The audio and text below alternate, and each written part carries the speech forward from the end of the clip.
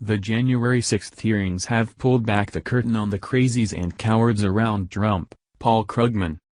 In his column for the New York Times, Nobel Prize-winning economist Paul Krugman made his case the Republican Party appears to be nothing less than a confederation of crazies, cowards and careerists, less interested in governing than they are in kowtowing to Donald Trump.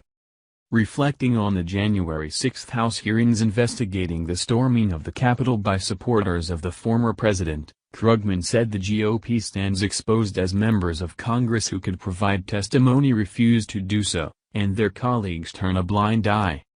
According to Krugman, what has been revealed thus far has been riveting and terrifying. He claimed, realistically there is no longer any doubt that Trump tried to overturn the results of a lawful election, and when all else had failed, encouraged and tried to abet a violent attack on Congress.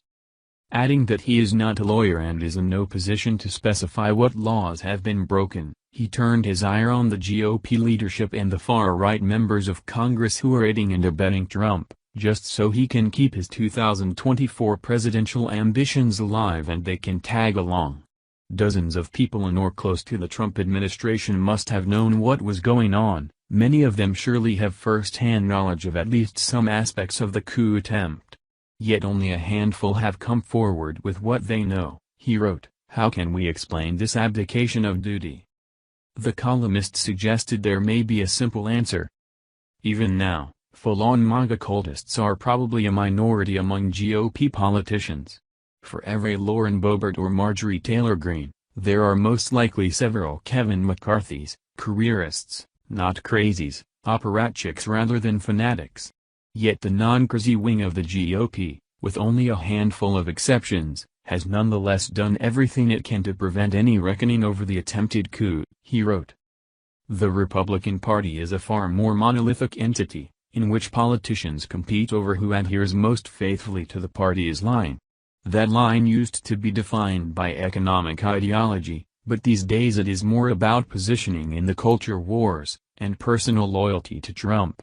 It takes great moral courage for Republicans to defy the party's diktats, and those who do are promptly excommunicated, he explained before citing longtime conservatives like Bill Kristol and Max Boot, as well as Representative Liz Cheney, our way, who have bucked the trend and fought back at the former president's attempt to overthrow democratic institutions. I don't think it's a slur on these people's courage to note that the neocons were always a distinct group, never fully assimilated by the Republican monolith, with careers that rested in part on reputations outside the party. This arguably leaves them freer than garden-variety Republicans to act in accord with their consciences, he suggested before concluding, unfortunately, that still leaves the rest. If the Democrats are a coalition of interest groups, Republicans are now a coalition of crazies and cowards. And it's hard to say which Republicans present the greater danger.